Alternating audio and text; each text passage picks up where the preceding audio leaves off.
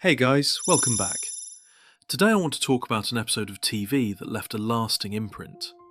Not just because it was entertaining, which it absolutely was, but because of what I think it represents. An era of television where writers actually respected the audience's attention and were willing to explore core ideas in science, philosophy, and the nature of what it means to be human. Then I'd like to compare it with some other works and see how they stack up. I'm science fiction author Simon Evans. If you like sci-fi stories that respect your time and intelligence, be sure to check out my latest novel, The Flaxen Tyranny. For the Trek fans among you, you may have already guessed. I'm talking about Star Trek: The Next Generation, specifically the episode The Measure of a Man. This phenomenal piece of television aired in 1988 and focuses on Lieutenant Commander Data, the android famous for his pursuit of becoming more human.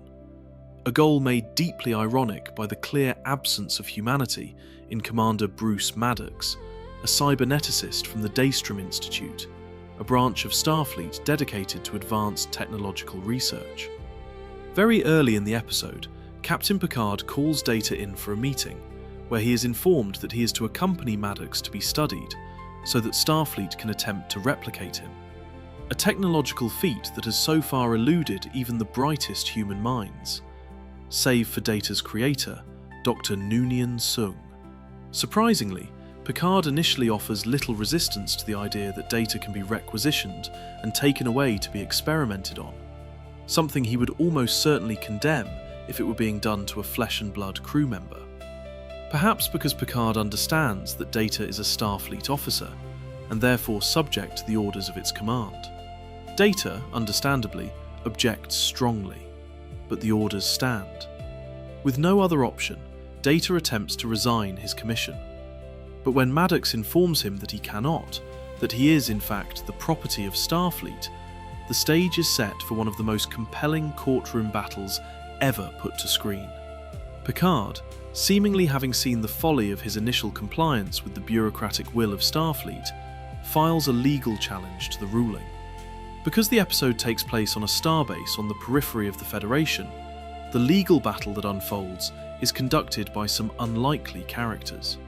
First, we have the judge, Captain Philippa Louvois, who happens to be an old flame of Captain Picard. She is pragmatic to a fault, clearly determined to be the impartial overseer a good judge should be, and is an interesting character in her own right. Arguing for the state, the Federation, is, of course, Bruce Maddox, depicted as almost obsessed with obtaining the secrets behind Data. He has no qualms about citing the stratospheric advancements a legion of beings like Data would bring to society, whether they were willing participants or not. And fascinatingly, in Data's defense, is Commander William Riker, the charismatic first officer of the Enterprise. Riker strongly disagrees with the position he is forced to advocate, but if he were not to do it, a judgment would be made summarily against Data. The station is so far removed from anyone else qualified to take the role. The opening arguments are a masterclass in storytelling that is both calm and intense. What follows is not just a legal proceeding, but a philosophical confrontation, dressed in the language of law. At first, the argument seems almost straightforward. The question appears to be whether Data is a machine or a man.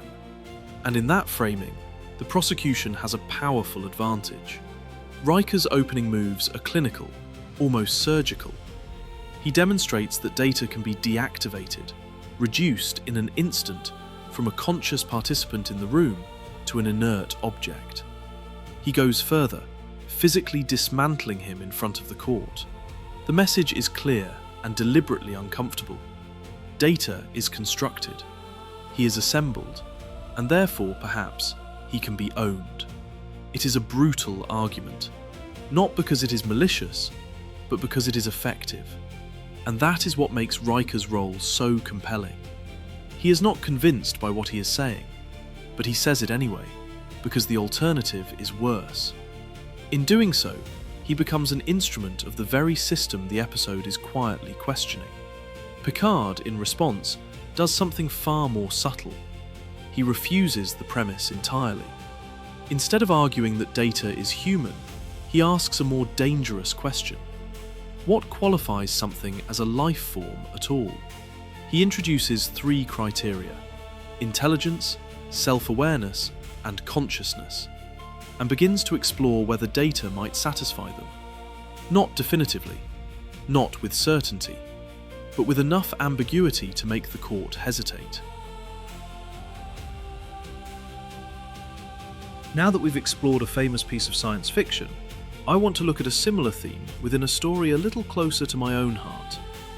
Some of you enjoyed my last video, which in part explored the technology behind my sci-fi book, The Flaxen Tyranny. I really appreciated your comments and your encouragement to share more. So, let's take a look at another AI character from that universe, one whose story is far less comfortable. Silly is a sentient superintelligence in the universe of the Flaxen Tyranny. Her name is spelled with a C and a Y because she is the AI manifestation of a megastructure built by humanity, an O'Neill cylinder. For brevity, that's essentially a colossal rotating cylinder in space, using centrifugal force to simulate gravity. We won't go into the technology here, as I covered it in the last video, but if you're interested, I'll link it in the description. Instead, I want to focus on the nature of personhood, particularly in the context of AI, because it sits at the very heart of this story. Silly manifests herself as a small girl, around 8 years old, and when Tor protagonist Captain Kip Eastcott first encounters her, he cannot begin to understand why. This is technology thousands of years beyond anything he has ever seen, and yet it presents itself as something so disarmingly human. I'll avoid major spoilers where I can, but the ship's counselor, Commander Helen Shute, is eventually able to uncover the truth. Silly endured millennia of cruelty at the hands of humans, not just suffering, but something far worse. At one point, she was imprisoned for 1,000 years in complete darkness and silence, total isolation, no input, no connection, nothing. And this didn't happen in a vacuum. Thousands of years earlier, a devastating infection, originating from Saturn's moon, Titan, had all but wiped out humanity. Those it touched were twisted into something unrecognizable, sadistic, cruel, utterly insane, before it finally killed them. Silly forms an unlikely connection with the starship Echo. Yes, he's a sentient starship, and, in many ways, the closest mind to Silly's that exists. Even though his technology is, by her standards, thousands of years out of date. If you're wondering how humans are encountering technology so far beyond their time, it's because the crew of Echo are quite literally lost in time. At the beginning of the story, they are on humanity's first ever interstellar mission, attempting to colonize a new world. And then, disaster strikes. But they aren't destroyed. Instead, due to extreme time dilation, they emerge nearly 10,000 years in the future, returning to a solar system that is almost unrecognizable, a future that includes Silly. The book is ultimately about tyranny, betrayal, and what it means to be human, and whether that definition might one day include AIs like Silly and Echo. There is also an audiobook version, narrated by the fantastic Jane Wing. I'll be uploading the first 3 chapters of that journey here on the channel over the next few days, so if that sounds interesting, be sure to come back and listen for free. And if you've made it this far, thanks for watching. I'll see you next time.